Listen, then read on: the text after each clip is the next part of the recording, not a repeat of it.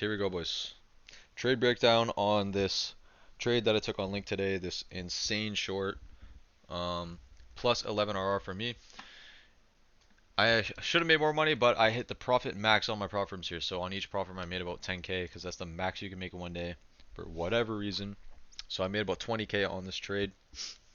I can't complain about making 20K in one day. I can never complain about that. And as always, this trade was sent to our VIP members before the time of entry. So right here is when I called it, 4:42 p.m. before I got entered on this trade. So yeah, our VIP members have been getting spoiled lately. I've been hitting a lot, and I'll also go over this near trade that I took earlier. Even though it ended up only being a plus 0.2 for me, it did run a decent amount, and I'll go over it just because it was a clean setup too. But first, let's go over the star of the show here, which is this plus 11 RR on Link. So I'm going to go over from the high time frame why I took this trade all the way down to my low time frame entry. So starting from the 4 hour here, the 4 hour is clearly in a distribution model. So I'm looking for shorts. 1 hour on all the cryptos right now have just been in this huge bearish range, which doesn't matter for me. As long as the 15-minute is clean, I'm good to be taking shorts. So even though the 1 hour is in this massive range, it's bearish range. That's all the only thing that matters. Going down to the 15-minute, on Link at the start of the morning, we had this zone top right here. I pulled this zone on the 15-minute, this fractal zone, so we validated from this triple M. And then I was following all the way down on the 1 minute here, didn't give an entry, but eventually, towards almost the end of New York session, I don't even normally trade at this time, but it was looking clean. I could tell there was like some good volume in the market, so I was looking to enter. So yeah, this is when we initially validated. We got close to getting an entry somewhere over here, and then we didn't though. But then we entered this stage one right here with this cluster right here. Where was it? Yeah, like this right here was a cluster. That was a stage one cluster. Why didn't I take this? I don't even know why I didn't take that.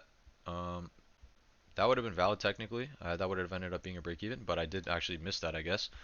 And anyways, then we break up one time into stage one redistribution, and I also didn't take that either. So that would have also been a break even. But anyways, we entered stage two, and what I noticed is that we were coming to tap the 200 MA right here, and that's always going to be an area of resistance when you're taking a short. So that is why I was confident to take this double fractal entry. Now this is a dirty, dirty, dirty entry. I'm surprised even myself I caught this, but yeah, we had this tiny little fractal break. Fractal break 1 made a pullback to tap this fractal zone, and then we had the fractal break 2 line right here. So I just put a sell stop right on here. And keep in mind, I'm doing this because we were very cleanly tapping this 200 MA as his resistance level.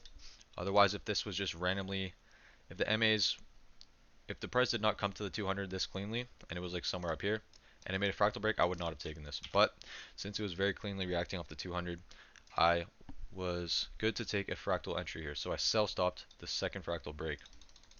And we get tapped in, and pretty much instantly this thing just starts dumping. At 2RR, I took my first partial, which was only a 10% partial, so right here. And then I waited until 7RR to take my next partial, which was down here, which I took a 40% partial. And then literally within like 30 seconds of taking my partial at 7RR, we went all the way down to 12RR. So I took another partial at 12RR, which was a 25% partial. Then I had nowhere to trail my stop loss. I think I trailed it up here at 1RR or something. But I ended up holding this all the way down. It almost hit 20 there, but I had 20 in my mind. I said if this comes in hits 20, I'm just going to close it. So it hit 20 right there, and then that's when I closed the trade. The remaining 25%. So with all those partials calculated, we ended up coming out with plus 11 RR on this. I normally don't take these fractal stage 2 entries, but this one seemed really clean to me. And another reason why I was very confident to take that was because the 15-minute was coming very cleanly to react off the 20 MA right there. So everything made sense to take this. And yeah, about $20,000 profit on this trade.